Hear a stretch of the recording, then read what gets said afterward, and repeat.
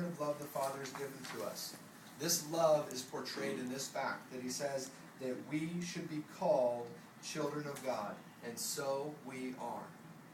Remember, we're not naturally God's kids, but he calls us and says, you are my kid, and I've made provision for you.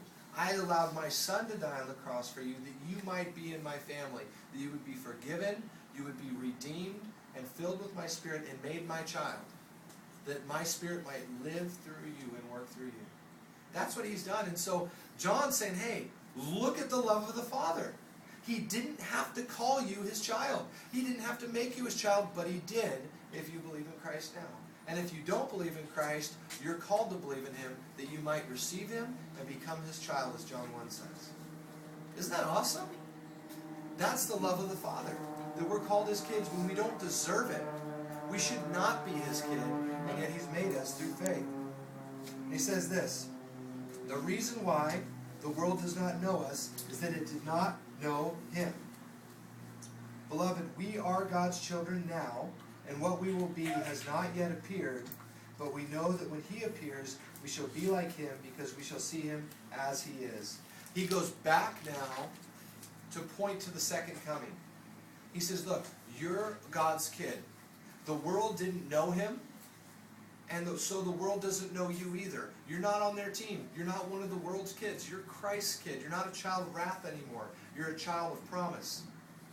And so now, we look forward to the coming of Christ. And he says what we're going to be, how we're going to be changed in the twinkling of an eye and become like Christ in our resurrected bodies, that hasn't been revealed to us yet. It hasn't been appeared. But when he appears, it says we will become like him. We will be as he is. Now, a little refresher course on what Jesus was like after he died and rose again. He was different, but yet the same.